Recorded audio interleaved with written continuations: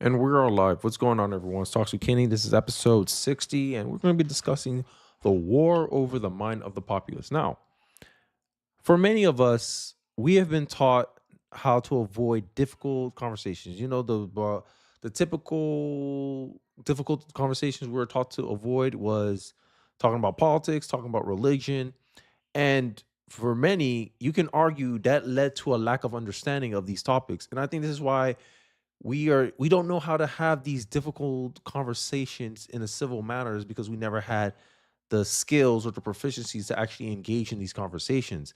And I think this also plays into the part why a lot of people are easily misled, why a lot of people, I'm going to hit at the Democrats. You guys know me. Democrat women are the least open about having diverse political opinions.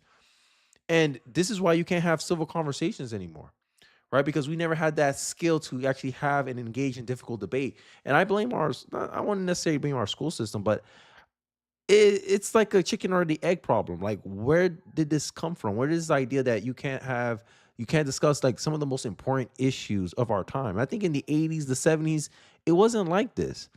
And slowly we've become a culture where we kind of stay away from difficult conversations. You know, if you talk about abortion, politics, religion, people are in their feelings, and I don't understand how it became such an emotionally heated uh topic to actually discuss. And I think this is one of the it goes back to some of the arguments that I mentioned about the lack of religion in our society, is the fact that many people are replacing religion with their ideological beliefs, with their political beliefs. I always make this argument. It seems like people nowadays, their politics is their religion. Their ideology is their religion. They do worship the altar of feminism and all this other stuff that you can't have these difficult conversations.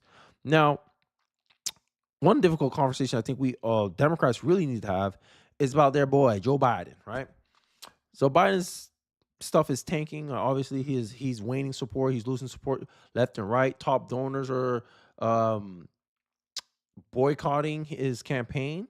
Biden's top supporters believe he is not in charge, have noticed severe cognitive decline, according to reports, which is obvious. Mainstream media is going to sit here and pretend that, oh, they were duped too. No one had any inkling that Biden was not okay, even though poll after poll was consistently showing that the American people had their doubts about Biden's mental state. Biden campaign announces a $50 million media blitz in battleground states amid health questions. Right. Apparently, he was supposed to do something today, like with George Stephanopoulos. He has a pre-recorded interview that he did with him to try to assuage like doubts about his health. But I think it's too late already at this point. I think the damage has been done. It's not a matter of if they're going to replace Biden. It's a matter of when. Right. So I think this is just my thoughts of what I think. And I know it's a war for the American populace. Like, honestly, I believe we've been taught for a long time how to view things. And I blame the mainstream media. I blame our closed knowledge system where we don't really interact with people of differing opinions. Terry Lewis says politics is their religion. It makes them a good person. And yes, that's how ideologues think, right? It's the same thing with feminism. Now, I think I might touch on a touchy subject right here, but hey, this is a topic about the war on the minds of the American populace. So recently, and I'm moving on to my next segment. Recently, Candice Owens gave an interesting, I guess, take on science, right? So I'm gonna put the video up first. You know, I'm gonna let it play out, and then I'll give you my initial thoughts on the video. So let's take the look together. No matter what, if there's a bunch of people that believe something, I now want to know what it is that they believe. And of course, he pushed me on this, and he was talking about the earth curvature and science. And I said to him, listen, I'm not a flat earther. I'm not a round earther. Actually, what I am is I am somebody who has left the cult of science. I have left the mega church of science, because what I have now realized is that science, what it is actually, if you think about it, is a pagan faith. No matter what, if there's a bunch of people that believe something. So you just hear Candace Owens gave like a 30-second clip. A lot of people took issue with this. Like some of the most like I guess you could say the more liberal kind of people took issues with this statement that she made about science being a pagan religion or pagan faith, right? So, you know, like we're going in on it. Constantine Kin says, I am not a flat earther. I'm not a round earther because science is a pagan faith. This is the kind of balanced commentary the world needs more of, essentially implying that she is moronic for taking this take. Another, prominent atheist, Colin Wright, says that science, what it actually is, when you think about it, is a pagan faith. This is one of the most moronic things I ever heard, and I really deal and I deal with gender activists every day. Nobody should take Candice Owens seriously. Now, my number one defense, my things start tingling is when you put up this idea that something cannot be questioned. That is like a pet peeve of mine. If someone makes an argument and you try to say, "Oh my God, it's such a moronic take. Science is a pagan faith." Well, if I look at it, don't the experts act like priests? Experts use stats like experts use like, for instance, this guy, he's supposed to be a biologist, right?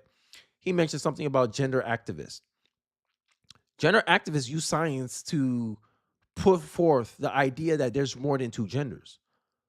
In a way, science is operating like a faith. And my biggest argument is, isn't science based on the idea that you question things? Like everything can be questioned. The only thing you can do is prove or not prove. And if you look at science, a lot of the ways that science is being pushed on us, especially with the climate change stuff, is that science or is that more like a religion? A lot of the stats, a lot of the prediction models, that's science too, isn't it? And when you see how he goes about defending it, and Colin Wright, I don't know what he is. I know he's an atheist. He's a evolutionary biologist, and I already made my claim about the theory of evolution that, in a way, it operates almost like a religion, a belief system. Because in the end of the day, you can't really prove this stuff. You can find evidence that suggests that your theories may come in, may explain the how of how things got here, how life began, and all that stuff, but it's still based on a belief. Like it's still a speculation. Just like Christians put up the belief, hey, look, the Bible predicted the Big Bang Theory. Hey, look, the universe is an ordered structure. It's consistent, it's predictable, which implies that someone created it or someone made it so. Right now, atheists, they always like to throw away, oh, you're delusional if you believe in God. But my argument has always been that in the God debate, atheists are the least honest people in that debate because they pretend that their stuff is matter of fact when in reality it's just a belief. You believe God don't exist, but you don't have anything to actually validate or disprove that God doesn't exist. And the fact that you say you can't disprove that God doesn't exist that it means it doesn't exist. That don't make sense to me. We didn't know the theory of gravity, but we knew gravity exists. It's just we didn't have the tools necessary to actually measure or determine for a fact that gravity existed. Right? Then this is the kind of things that I try to be consistent here, because my thing is science in a way is merely a methodology, right? And this is what I'm talking about. Like a lot of these ideological kind of mindsets are starting to become religion, right? Because here's a predictor. The Bible, right, has a claim.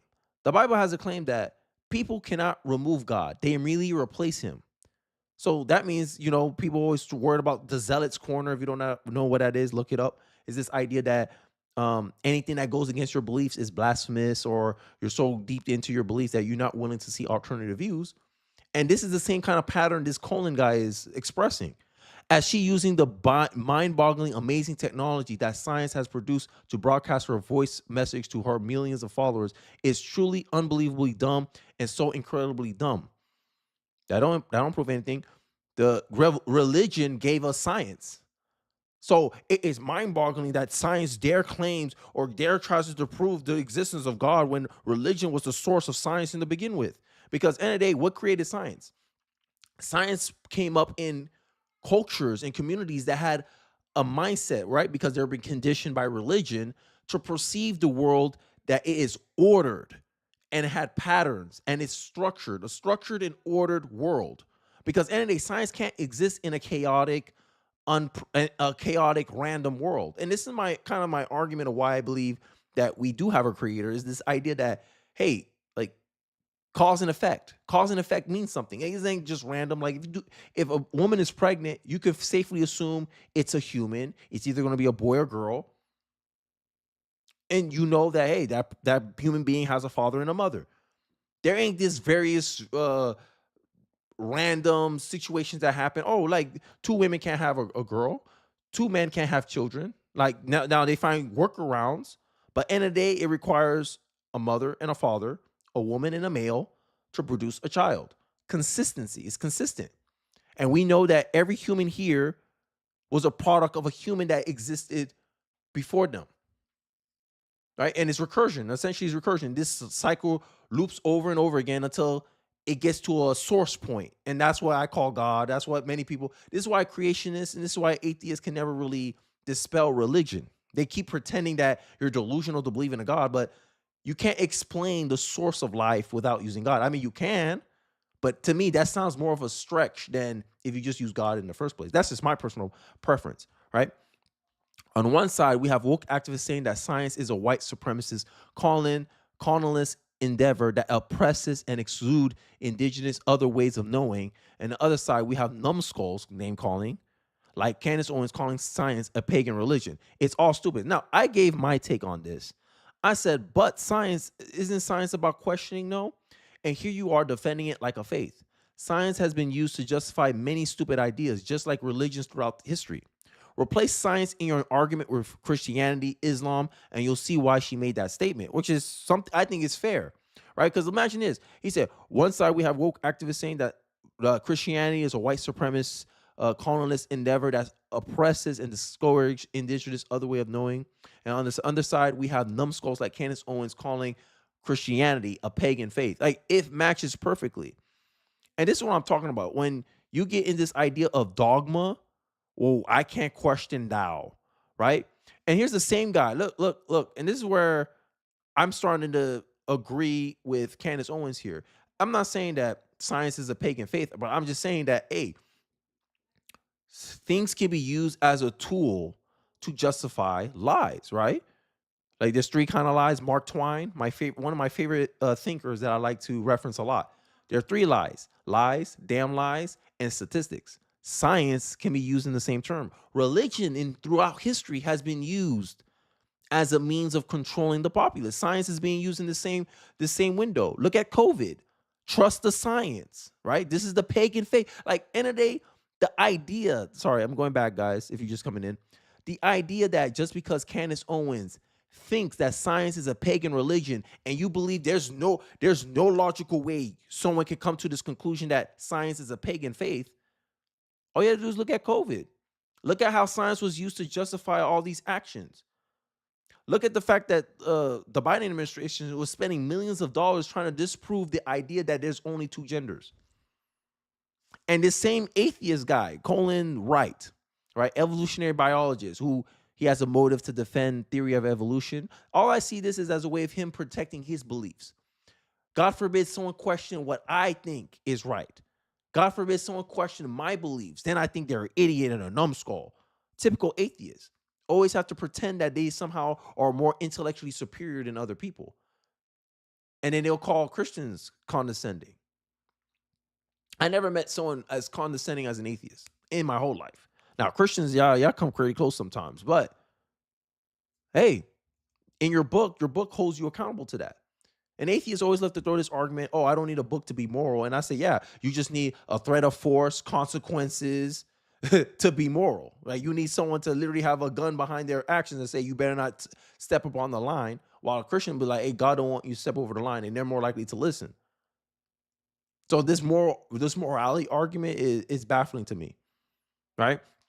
And here's the same guy, right? Because, remember, Candice says, hey, she actually thinks science is a pagan faith. Okay, let's go. Because remember, atheists like to pretend they're only about facts. They only live in reality. They're not affected by the God delusion. Okay, but these people are still delusional. Look at this.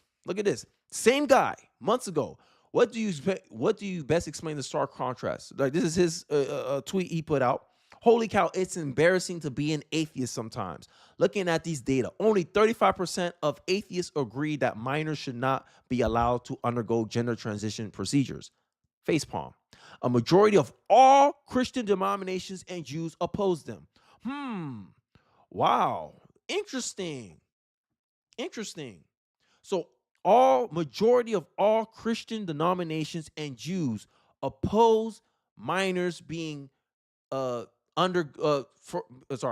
forgive me, should not be allowed, agree that minors should not be allowed to undergo gender transition procedures. Only a minority of atheists. A majority of atheists are also majority of socialists are also atheists. Many liberals are atheists, right? Does that explain something? But Candace Owens, God forbid, Candace Owens questions science.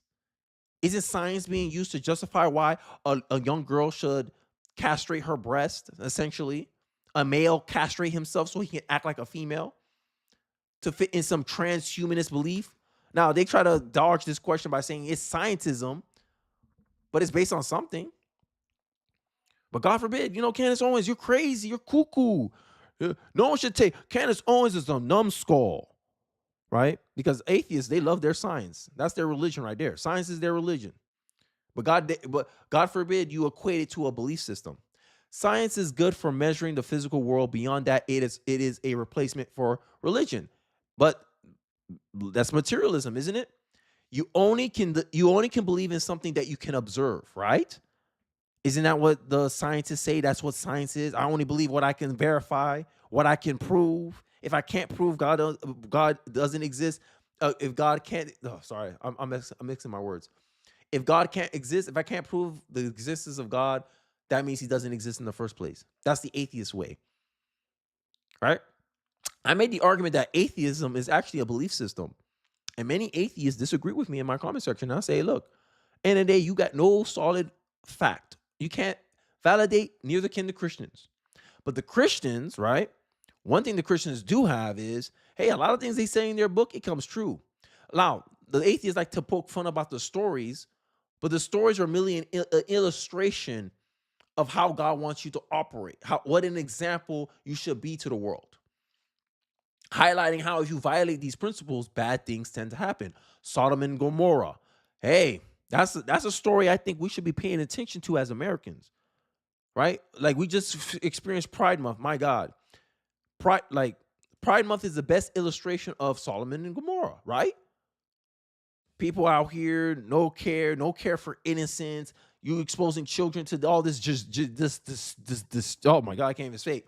This degeneracy on the street. Oh, be proud of it. Feel no shame. It decays a society morally, right?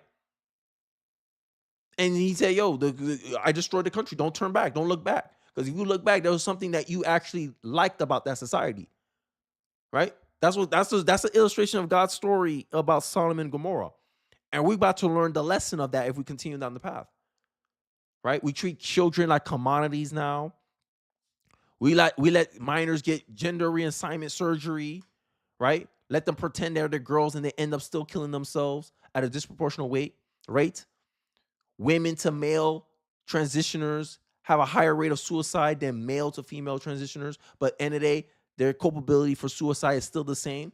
A dying society. But what happened? What's going on? Because you got no moral philosophy. We're raising a group of people with no principles. Atheism can't teach you any principles. Atheism don't have an opinionated way of how you should live. There's no shared common foundation with an atheist. Atheists borrow their morality from God, and then they claim, oh, now we thought of this the whole time. Not realizing how their environment influenced them, how they're standing on the shoulders of giants. It's the arrogant liberal. They always think they come to conclusions without any aid, without any help from their society or their influence from their community and culture. Only 35% of atheists agree that minors should not be allowed to undergo gender transition procedures. A majority of all Christian denominations and Jews oppose them. Interesting. The religion all agree that minors should not get surgery. Why is that? Atheists don't have no answer for that. What do you think best explains this stark difference? I honestly think a lot of it is quite arbitrary and due to historical reasons. Atheists were largely pro-LGBTQ rights, which at the time basically meant pro-gay marriage. When gay marriage became law, the T got a lot of attention and slowly started increasing the crazy. Okay, but this goes back to the conservative slippery slope, right? This is my funny part about it. Like, slippery slope is a thing. When people take an inch, they take a mile. What do you think best explains the stark contrast? Thoughtful answers only, please. Someone said, read my book. I just got it. I am closer to an atheist than an agnostic. I find both the ideas and these people championing the transition of minors to be anti-human, anti-science, and anti-child adherent and completely immoral. Well, you're an atheist, right? You're closer to an atheist than an agnostic. I'm agnostic for the most part, but I think I'm closer to Christianity than an agnostic. Because at the end of the day, I think the factual statement to say is, I don't know.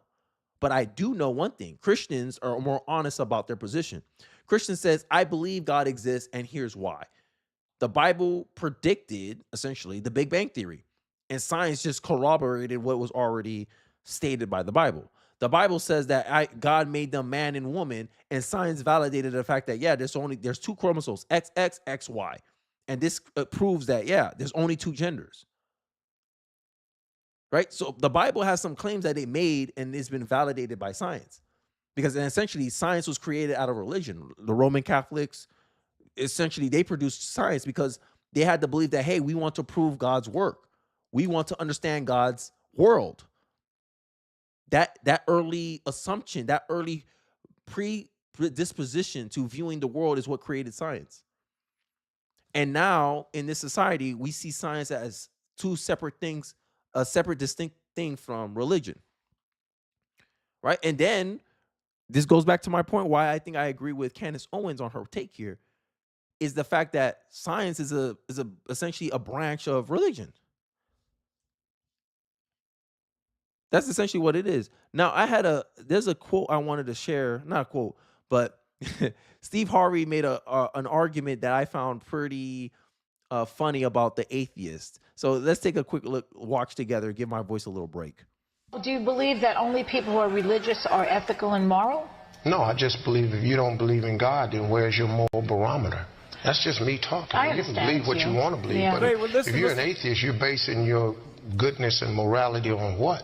I mean, but what is an atheist? I don't really get into that. You know, when I've talked to people all the time, I'm an atheist. I just walk away.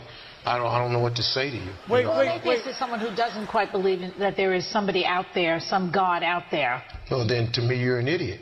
Okay, well, So I'm cool with that. I'm just not probably. I mean, atheists and Christians, though, they think that I feel like we think, if we're being honest here, we all think the same thing about each other. Oh, I can't believe someone can be a conservative. I can't believe someone can be a liberal, right? It's just the arguments need to be, consistent. I think if you don't have a common foundation as a country, as a community, it's hard to have conversations like this civilly. That's all I'm trying to say. Not the right politically correct thing to say, but if you don't believe in God, I mean, really, you gotta have an explanation for this. You just can't tell me this spun out of a gaseous ball, and then all of a sudden, then we were evolved from monkeys. Why we still got monkeys? It's too much open here. I just believe that, and if you don't. So this is that's the question about theory of evolution, right? I don't think lizards, no matter how much time you give them, they'll ever evolve into dragons, right? That's my argument for the most part about, about the theory of evolution. Now, adaptation is a different thing. I think adaptation is perfectly fine. I think, human nature is born to adapt, right? But I think this is one of the things I'm talking about. Like, when we try to have conversations like this, people don't take it civilly. To me, the way this Chris Wright guy reacted to Candice Owens and saying, oh, no one should listen to her. Candice Owens is a numbskull, right? I don't take that seriously. I'm like, yo, like, it's an ad hominem attack. Like, you don't see, like, he himself just complained about how majority of atheists believe that minors should be able to castrate themselves, not be able to reproduce. Essentially, eugenics, like, we make sure you don't procreate in the world because you feel like you're in the wrong body. But remember, atheists, you only believe what's in the material. Hey, you're a man. That's it. You don't believe in anything you can't prove. You don't believe in the non-physical.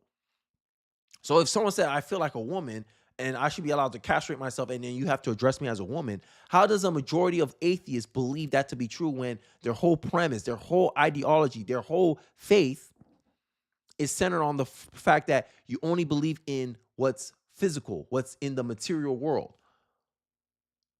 You don't believe in non-material things that cannot be proven or validated.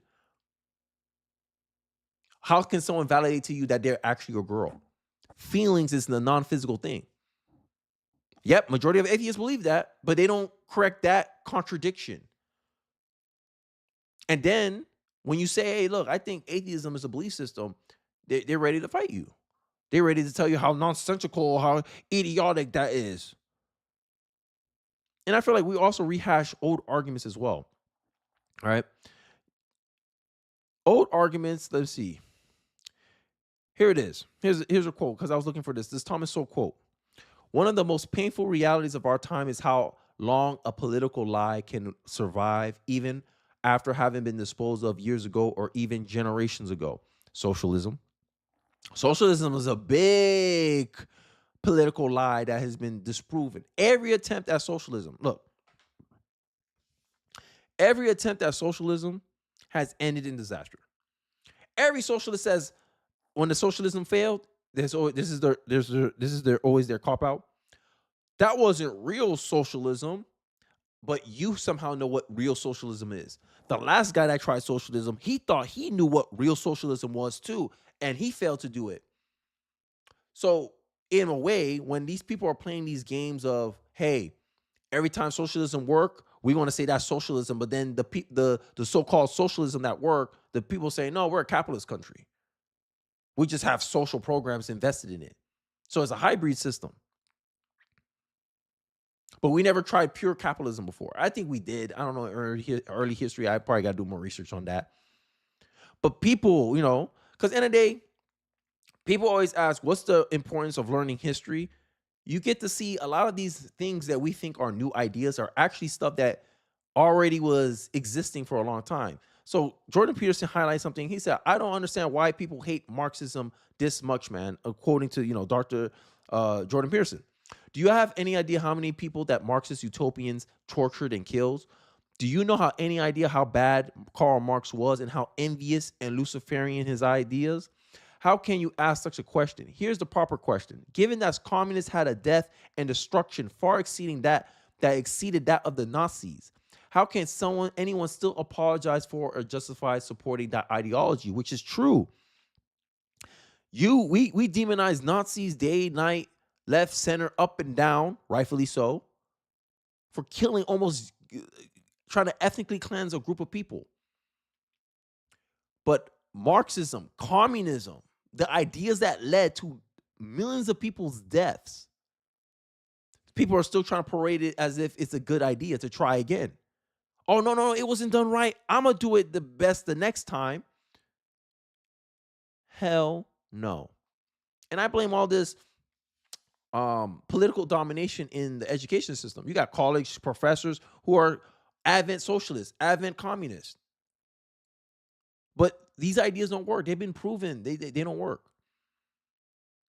Socialists can bring $1 trillion company to becoming $1 million company, because it creates an incentive structure where you do not reward the productive people of society. I take the Pareto principle. I think that's how you say it. It's an 80-20 rule. 80% of the output is being generated by 20% of the people. There has to be incentive for those 20% to keep producing things that most people benefit from. Look at Amazon. There had to be an incentive in place to have Amazon. This is why socialist countries never create anything innovative, right? A lot of socialists like to point to China. China has not been able to innovate at all. What they do is they create an environment, because they're socialists and control everything, to attract foreign people into their marketplace. And then all they know how to do is copy off each other. Oh, Tesla's in the market? Let's create our stuff to be more competitive with Tesla. But it's never outwardly created in their own systems, because there's no really incentive to really create or innovate. All you're taught is we do what the government wants us to do. Because at the end of the day, the government, this is why businesses do not operate well in a socialist country. It's because the business end up being incentivized to cater to the government. That's the reality. And this is why I don't support government subsidies. When government subsidizes something, you're artificially creating a demand for it. Like with this electric car boom, right? I forgot what it's called, the 2050 plan. They want to get all cars net zero by 2050. That's a government incentive. That's not something naturally that the people of the United States or around the world want, but it's being forced on people. Oh, look, you guys should like this. You should like this. No, that's not how the government should work. And they try to, gaslight you guys. They try to fear monger a lot of people into believing this stuff. Climate change, to me, is an exaggerated problem, right? And here I'm gonna go through it because I found a video, a clip, right? This is 42 years ago, right? Look, March 25th, 1982. Look at the arguments. Look at the kind of messaging that was out about climate science. Because we like to pretend, oh, climate anxiety started with us. Nah, to me, I believe we were taught to be anxious about climate anxiety. And this is where it gets to the point of this live stream about the war over the minds of the populace, right? Socialists talk about it all the time. Repeat something over and over and over again, and the people will believe it to be true. This was in the 1980s. Let's take a look. Rising temperatures on planet Earth heated up a hearing here in Washington today. For years, scientists have theorized about the dangers of the so-called greenhouse effect, the warming of the Earth's atmosphere due to the burning of coal and oil. And in recent months, as David Culhane reports, research has uncovered facts to support that theory. Many scientists claim that the temperature of the Earth's atmosphere has been rising over the past 100 years, that the great sheets of pack ice in Antarctica are melting at a much more rapid rate than previously. And finally, that the sea level has been rising with increasing swiftness over the past 40 years. If these scientists are correct, about 25% of Florida would be flooded, along with low-lying areas all over the world. Climate changes could produce widespread disruption of agriculture. The American farm belt might be too dry, and the wheat and corn crops would have to move to Canada. Now, this was 42 years ago. Did any of that happen? Is this what science is supposed to be? I know they put a caveat at the end. Hey, look, if they are correct, right? But they're rarely correct. Like, what's the point in participating in something you don't have a good track record of actually predicting? They've been talking about Florida's going to be underwater for 42 years. I'm still waiting. It's going to happen eventually. You're like climate change are like the people who cry wolf. You catastrophize this thing, you exaggerate this thing, and then you want to get mad when people don't believe you anymore. But God forbid someone says that science is a pagan religion. No. It's just a tool that people use to fearmonger and try to convince you to believe in something. Isn't that what faith is? Faith is belief, right? You don't know for sure you're going to wake up tomorrow morning, but you believe that you have a high probability that you will be up tomorrow. That's a faith question. Because in actuality, you don't know if you're going to wake up tomorrow. But you have faith you will. And using science in a way that constitutes faith, you want to get mad that someone questions it and says, hey, look, I think this is kind of like, because this is, to me, when science get it wrong, to me, you should have less, you have more burden of proof to prove why I should believe your next prediction.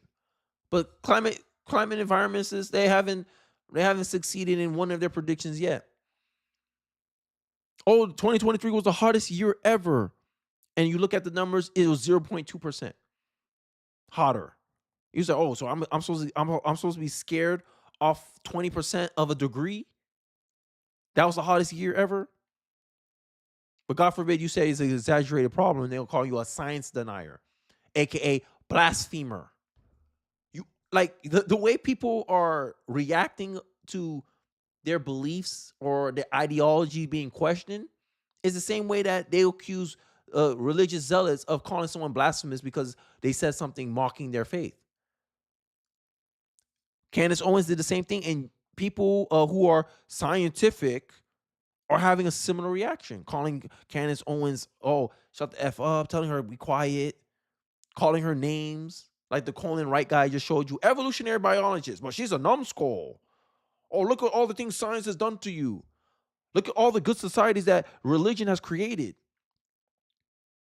Look at the benefits of morality. You wouldn't have morality without the Bible, without Christianity, which is true. Just the same way that he made the point about science and the camera. You have this amazing microphone. You get to talk to millions of people, Candice. How dare you disparage science as if something cannot be questioned? And this is how dogmatic thinking takes hold in our culture. Because people are scared to have discussions over difficult topics. Atheism, religion. People get emotional over this stuff. When the whole point of science or truth or knowledge is to find the truth. But you have to believe that truth exists in the first place. But if you believe everything's subjective, it's all about convincing people. And I think this is the mindset that a lot of atheists have. Convincing people to believe something. This is why they write books like The God Delusion. This is why they like to be provocative and mock people who believe in God.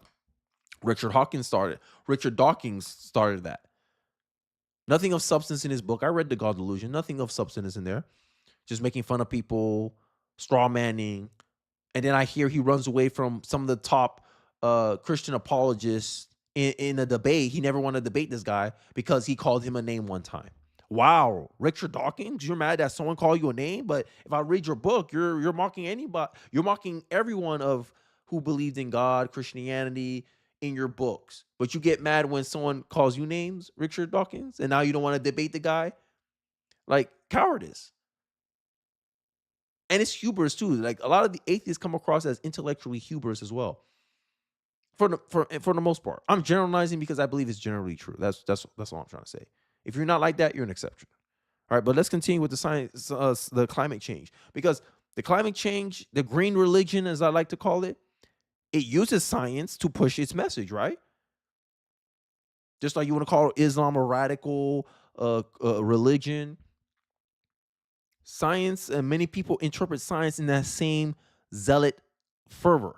Climate change is my biggest example of this. You got these kids out here defacing art, causing disruptions throughout society, throughout the Western civilization for this cause that many scientists has been like, they don't have a good track record. I think they're like 0 for 60 with all these predictions. And they think with that track record, they expect people to just believe them the next time. Oh, we'll get it right on the 61st time. I digress. I think I hammered my point. I think I made my point here. Let's continue. Scientists blame the odorless, colorless carbon dioxide gas for these potentially dangerous changes around the planet. It is the greenhouse effect. The gas allows sunlight to filter down and warm the earth. But like the glass of a greenhouse, the carbon dioxide tends to trap heat so that it cannot rise into space. The scientists maintain that the coal, oil, and gas we've been burning for 100 years have produced more and more carbon dioxide and helped overheat the earth. Now, some political leaders endorse the demands for more CO2 monitoring stations, like this one in Hawaii. Now, there's some stuff that explains this overheating effect is the fact that if you live by densely populated areas where people move those areas tend to be hotter because there's just more concentrated activity in those areas. That could be causing the monitoring this week. Because I think I made a video about this, like climate change. There's science to disprove a lot of these monitoring claims that they're doing to exaggerate the problem, right? Because here in 82, they're complaining about, oh, you guys putting coal and gas into the atmosphere is making the earth hotter, but allegedly in 2023 we had the hottest year ever. So for hundreds of years, not hundreds of years, but for 42 years, we've been burning gas, we've been burning coal, and last year just became the hottest year ever. And the hottest year ever was 0.2 degrees. That was the hottest year ever. I might be wrong, my math might be off, it might be 0.4, but it's less than a degree, less than half a degree hotter. And that was the hottest year ever, 2023. And this is what they want to fearmonger about. Notice how they never mention a number. They just say, oh my God, it's the hottest year ever. 2023 was the hottest year ever. Science change is undeniable. But God forbid you question it and say, hey man, this is coming across like a pagan religion. I digress. They share the anger of the scientists at Reagan administration budget cuts at a time when they feel closer to getting definitive answers. We are not doing the kind of research that we should be doing to determine whether or not these scientists who are so alarmed are correct in their assessment. And what they find out will affect the lives and fortunes of millions of people, the very survival of cities like this one. David Culhane, CBS News, New York. 42 years later, we are still standing. 25% of Florida will be flooded.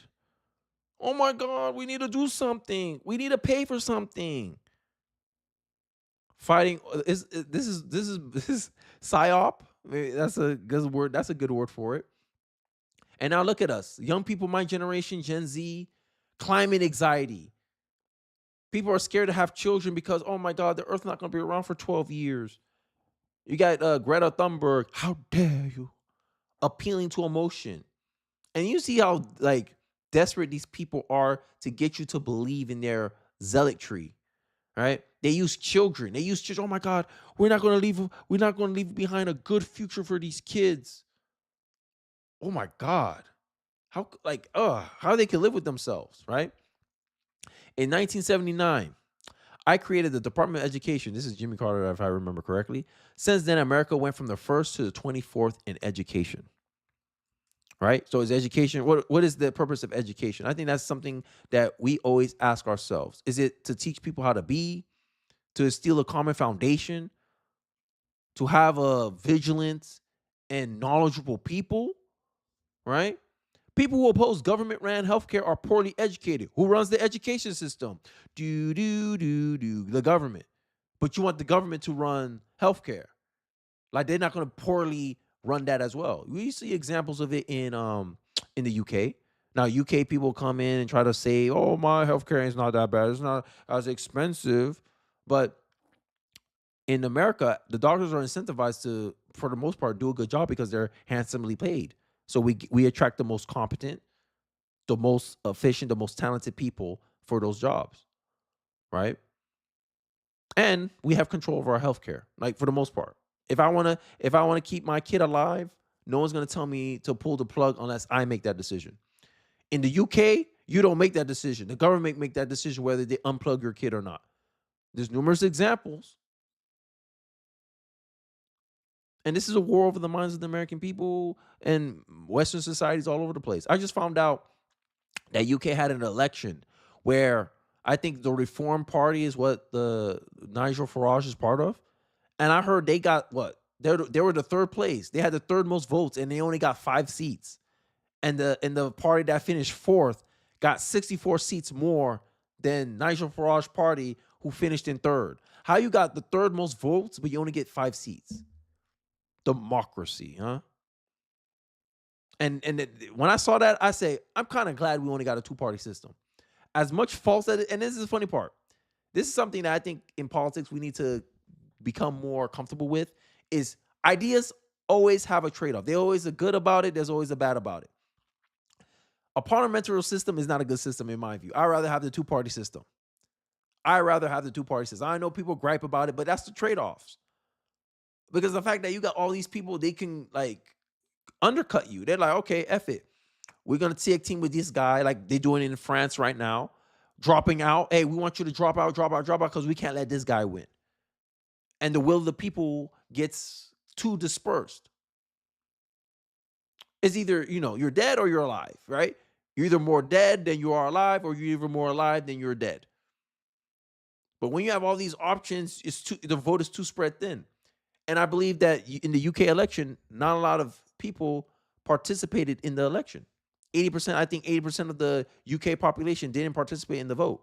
But democracy won, right? This is the message I was looking for. Education is the acquisition of knowledge, while intelligence is the ability to use that knowledge to think and reason. I think we lack this a lot specifically, because our current education is a politicized education. The Department of Education, they teach your kid about gender theory, LGBTQ, activism, progressive ideology, critical race theory in a school context, a grade appropriate context. That's the knowledge they give you. And if your intelligence is using bad information, you'll still look like a dummy. That's why no matter how high your IQ is, if you have wrong information, you'll come to wrong conclusions. Just like in math. This is why I don't like math. Math encourages critical thinking. Because in the day, if you make a wrong assumption, if you have a wrong step, if you did something in the step wrong, you'll always come to a wrong conclusion. One can be highly educated, but not necessarily intelligent, and vice versa. And this is something I live by. This is why I don't believe in titles when people say, oh, I'm an expert. So what? You got specialized knowledge in a certain field. Doesn't make you God. You have an educated guess. Congratulations. You're more likely to know something than I do. Congratulations. But And the day you have to validate that for me. You got to give me proof. You can't just appeal to authority, because that's what happens. A lot of our conversations has been just become appealing to authority. Same with these climate change activists. Oh, look, the science says. It's just a lazy way of making an argument. And these people who want more government, and I don't know. I keep making the point about socialism being slavery, but this is one of the reasons why I say I can't understand people who want big government, right? Like you find all these corporations are greedy. They'll cut corners. They'll do all this stuff, but they don't have no skepticism for government officials. What?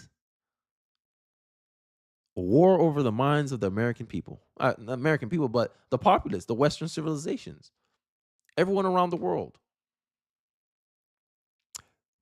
Frederick Douglass had a quote that I live by, that they say, a man who can read is forever free. And the insights that I get from that quote is the fact that if you control the acquisition of knowledge, if it's you deciding what you learn or not learn, intellectual curiosity, no one can prevent you from learning what you need to learn, right? You don't rely just on social media, on the TV, whatever is being filtered to you. You are your own filter. That means you have control of what information gets streamed to you and not. And Democrats do this to themselves a lot. I already told you, 58% of Democrats still trust the mainstream media, still trust legacy media, while independents and Republicans do not trust mainstream media. Majority of them do not trust mainstream media. Why is it that Democrats are the only political people that trust the mainstream media? Now, if you look at mainstream media, if you look at journalists is the most left-wing profession in America, in the Western society. So most journalists are liberal. Okay. Liberals are less likely to associate with people of opposing political opinions.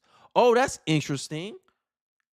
Democrats are more likely, right, to unfriend somebody based on political beliefs. That's interesting. That's a closed information system. And then when something that happens that they don't expect, aka Joe Biden effing up on stage, they're so shocked and surprised. I thought all those videos about Joe Biden was cheap fakes. That's what Karine Jean-Pierre told me. That's what the White House secretary told me. She told me those are cheap fakes. Those are highly edited videos. But this is live being streamed on CNN. What's going on? And instead of reflecting, the media is saying, oh my God, the White House did a good job of hiding the fact that Joe Biden wasn't coherent. Joe Biden wasn't mentally fit. But if you look at polls throughout the year, there was always questions about Biden's mental health. But the media ran cover for him, right? Do we need to pull up the clips? I think we need to pull up the clips, right? Just like education, just like these people run around making all kinds of statements. That almost the entire media repeated the same lie with the exact same word is disturbing. Legacy media is now merely fake, but also unoriginally fake. If you know the truth, it's on X. Sharp as a tack. Mainstream media. But they're the same mainstream media that's going to pretend, oh, they didn't see it. Oh, we didn't know this happened. Oh my God, we're just as shocked as you, America. America's like, what are you talking about? We've been asking questions about this man's mental health, mental fitness for office. You guys kept gaslighting us and saying that it wasn't the case. Majority of Americans don't believe we're in a strong economy, but the mainstream media is telling you we're not. We have a strong economy. Look at the job numbers. Look at unemployment. But they don't tell you, look at inflation compared to 2021. Groceries up 40%. Gas up 50%. Insurances are up 50%. They don't tell you, look at those numbers. They're like, look, squirrel, distraction. Oh, look at the job numbers. Look at the unemployment. Look at the cost of living. Look at housing pricing. Look at inflation. Look at the state of our foreign policy. We had threat to actually being in World War III. But y'all run cover for Joe Biden because he's your guy. He's part of your team. Because legacy media is ran by journalists who predominantly are liberals, who predominantly vote and donate to the Democratic Party. But they don't see that conflict, that overt, that appearance of conflict of interest. They're not aware of that. They pretend they call it down the middle, but you look at media coverage, it's 80% negative towards the Republicans and majority positive towards the Democratic Party. But they're sitting here surprised about Joe Biden getting fludging on stage. Oh, those are misleading statements. It is not proven whether Joe Biden has dementia. It looks like it. You might as well say it. And this is what the mainstream media do, right? And this is Spanish media. You know, hopefully it's subtitles. You guys watch it. But this is another example. Javier Milei is going to call some politician. I don't know the context behind all this, but the example, the illustration here is still what I'm going to use to prove my point. Is the fact that this journalist is going to be mad about the fact that Javier Milei calls someone corrupt, and hear how he responds. Let's take a look. Con lo cual no le vas a pedir disculpas a Lula. Pero aparte, digamos, las cosas que yo dije encima son ciertas. Digo, ¿cuáles son los problemas? ¿Que le dije corrupto? ¿Y acaso no fue preso por corrupto? ¿Y qué le dije? ¿Comunista? ¿Y acaso no es comunista? Digo, ¿desde cuándo hay que pedir perdón por decir la verdad? When do you have to apologize for telling the truth? And essentially, that's what the mainstream media is trying to make you do, essentially. You say Joe Biden might have dementia. That's not true. It's not proven that he is false. But they don't tell you, oh, no, look at the cognitive test that Joe Biden took. Joe Biden passed his cognitive test. It's proven that Joe Biden is mentally fit, mentally well. But he still wants to say, oh, no, we're okay. But you don't got no test. You don't got nothing to validate your stance that you are okay, Joe Biden, that you are mentally capable of the job. This is why many people have doubts about his mental fitness. At least Trump out there bragging about the fact that he passed a cognitive test twice. Trump said that. Trump said, hey, I passed cognitive test. I will take one if Joe Biden takes one. Because Trump seemed competent. Trump seems confident. I mean, you saw him in the debate stage. He looked the same as he ever was. He sounded just like he was in 2016. But Joe Biden, you see the contrast between Joe Biden, the candidate 2019, versus Joe Biden now. You can see a clear difference in how he speaks and articulates himself. But if you dare speak it out loud in public, oh, you don't know what you're talking about. Oh, you drinking that Trump Kool-Aid. Excuses. You hear all the excuse making for Biden. The lowering of the bar for Biden. When do you have to apologize for saying something that is true? They go, Trump is a convicted felon. And we go, yeah, he is a convicted felon, but how fair can you say that conviction was when this happened? When he was prosecuted in a court that was heavily in a Democratic stronghold, that means majority of the jury, you could make the argument, would have been biased against him. He made a motion to, hey, can I move the venue to a more moderate district so I can believe that I have a fair trial, so there's no presumption of bias here? The judge denied his prosecution. Can you really say that was a fair conviction? Now, we ain't trying to say he's not a convicted felon, but we try to add a context of, hey, look, we don't believe that this doesn't carry as much weight as you want it to. That's what we try to tell Democrats. That's what we try to tell liberals. Does he do any of that here? This so-called journalist, this TV host? No. He said, oh, don't you think you should apologize for saying something mean? Because right now, being considered a communist is still bad in society. And communists, they play to win. If it's bad to be called a communist, they're going to say they're not a communist. They're going to say they're a liberal. And this is how liberalism gets worn like a skin suit. And then the spineless liberals don't call it out. They're scared to call out their own side, but they're quick to call Republicans out. That's what happened to Bill Maher. During 2020, Bill Maher said, I took the COVID vaccination for the team, tribal. Even though there were doubts about the COVID, even people had many concerns about the COVID. Now look at him calling out the stupidity of his own party.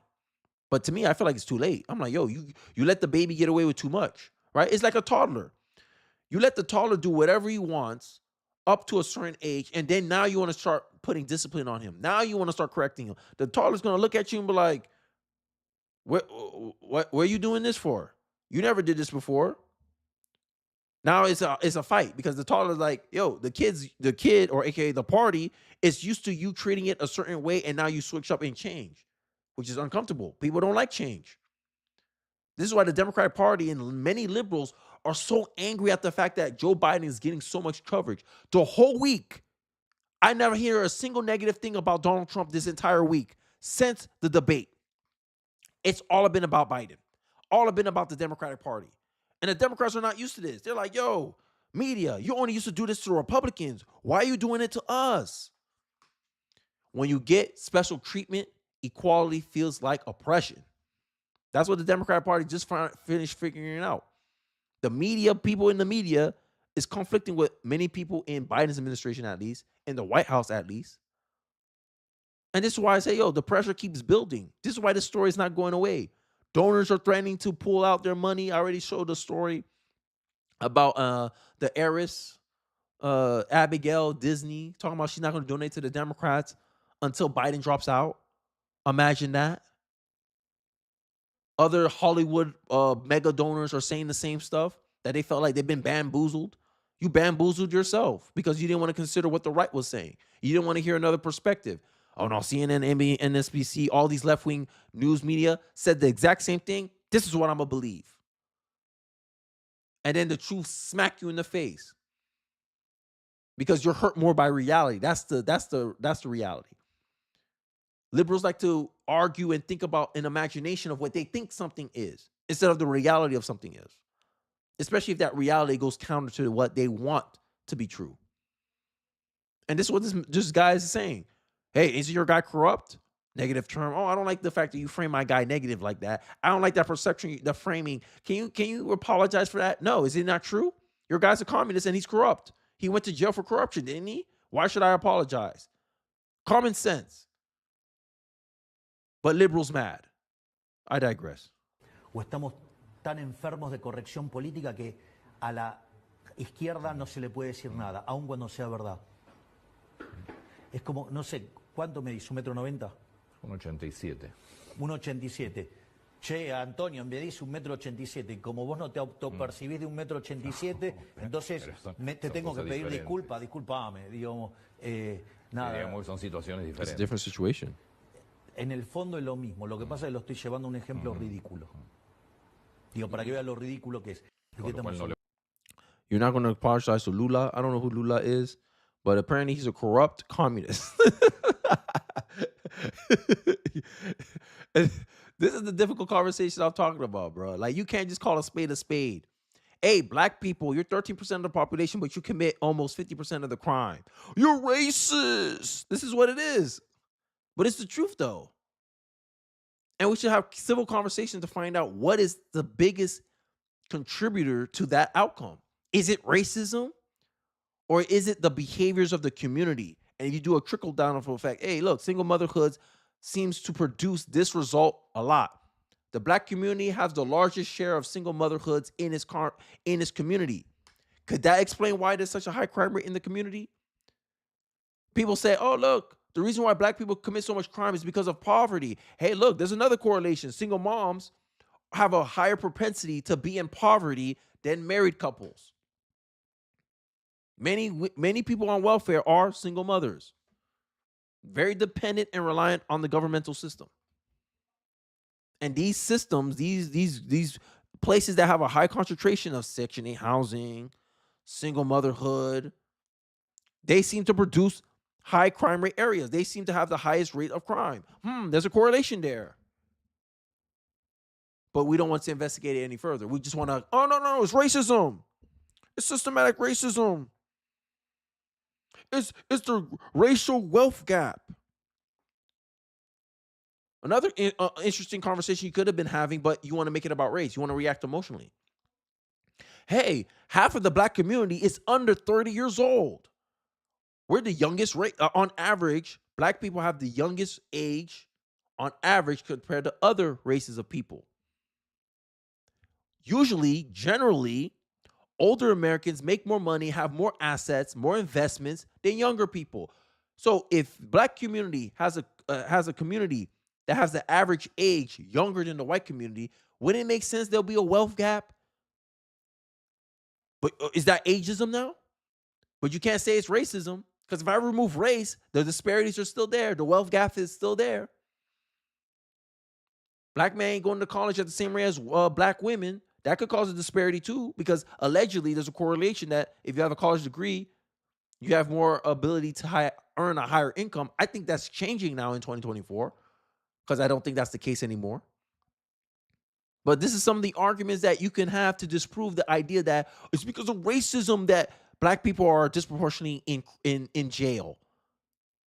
But you don't look at their behavior. Hey, you disproportionately create more crime. You disproportionately commit more crime.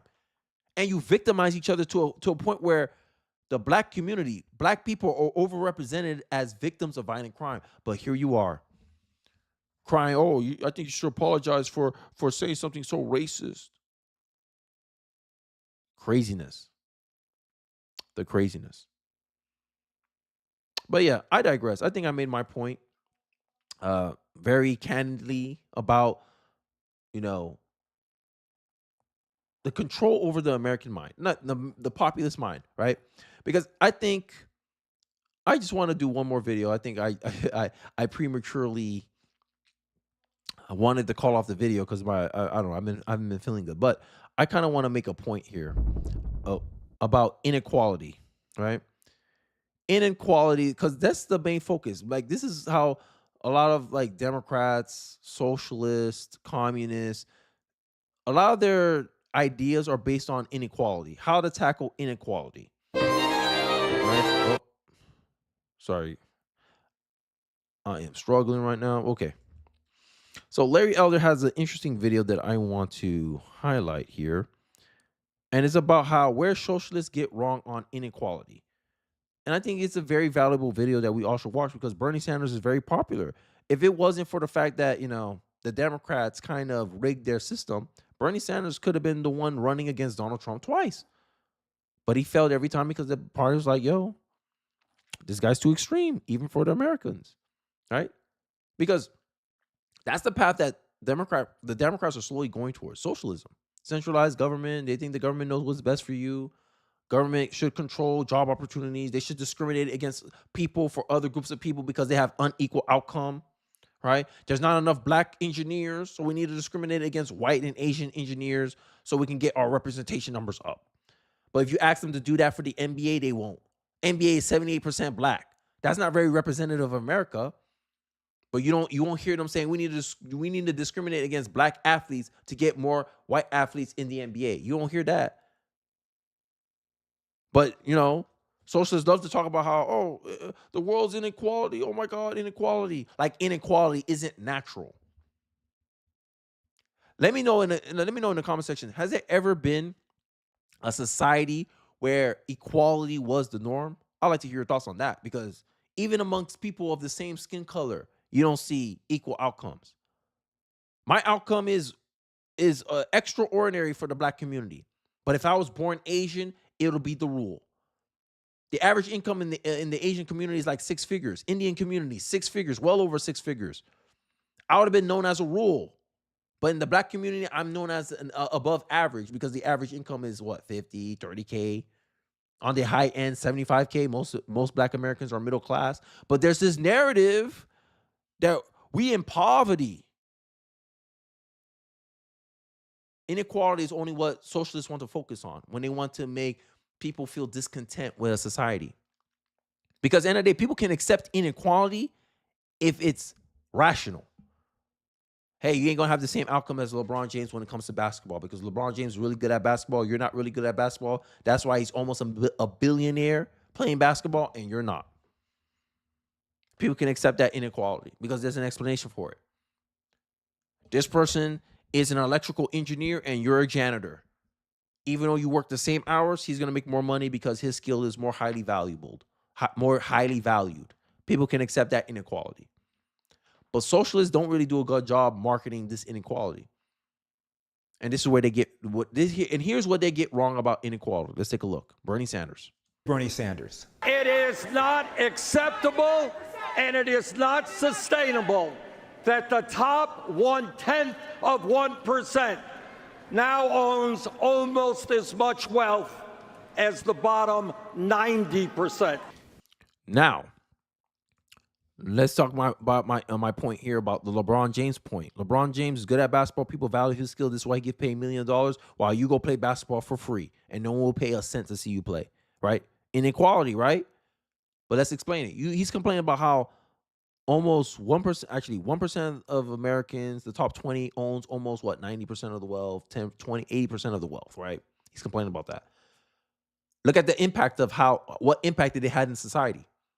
Look at Jeff Bezos.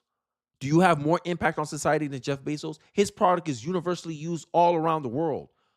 You're happy about the convenience and the service that you get from Amazon, but that came from Jeff Bezos. Now you're going to say the workers came in, but all of them fell under his vision. He had a vision for, hey, I need this job filled. You're willing to do this job at this pay. We negotiated. You're good. Okay, I pay you the agreed upon amount, and you give me you give me the service that I need to fulfill this vision. He managed the vision. He executed the vision. He led the vision. He crafted the blueprint. All you had to do was follow it, and then you want credit for it? Typical socialist. Always want to piggyback off of someone else's work. Because without Jeff Bezos, we want to get the benefit off of Amazon. Without you, Jeff Bezos would have found another worker to come into his vision for what he needs done to get the outcome and goal that he wants to benefit society on. They don't talk about how the top 1% of taxpayers, the top 1% pay by themselves. I'm only talking about the top 1%. They pay 44% of the tax revenue. That means they're responsible. The top 1% is responsible for 44% of the tax revenue that the government received. Yet this greedy and mother effer wants more money. Make it make sense. Imagine let's have some empathy. Let's put ourselves in rich people's shoes. Imagine a society where, let's say, black people, for instance. Let's make it racial. Let's make it gender ideology. Let's make it gender. Imagine they say black women are the top 1% of taxpayers. Let's say black women have to pay or responsible for 44% of the tax revenue. And Bernie Sanders want to take more of their money for more government spending. Will you think the black woman will be mad and rightfully mad and angry for the fact that this guy wants more money? You greedy as hell. We're only 1% of the population, but we're paying 44% of the revenue, and you want more? You leech? You looter?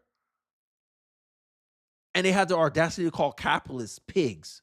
At least when a capitalist make his money, it's because many people willingly give him their money. It's not being subsidized by the government. The minute the government comes involved, it can become some type of socialist system, in my view anyway.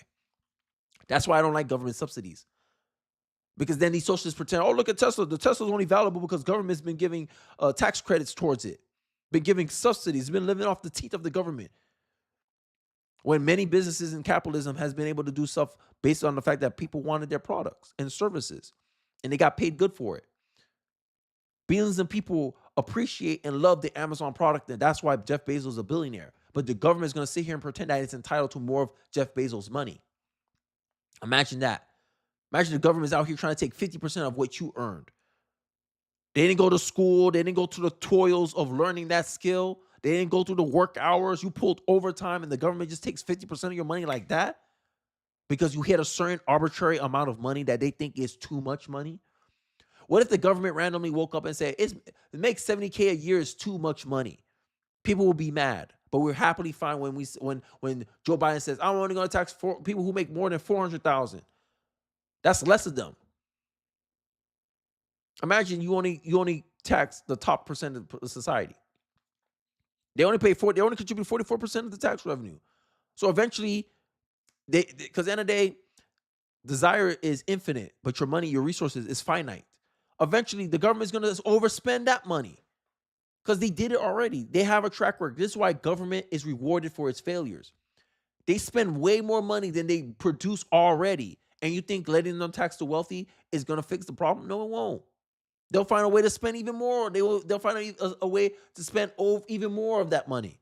And then they'll need to tax even more to the point they're going to reach 90% tax rate. Look at the history of tax rates. When the tax rate was 90%, this is one of the arguments that conservative economists use to say that FDR created the Great Depression and actually got in the way of the Great Depression correcting itself, is the fact that he had the tax rate so high at 90% that businesses saw no point in trying to strive for innovation or where it's incentivized to be productive and to get the economy moving. He slowed the economy down.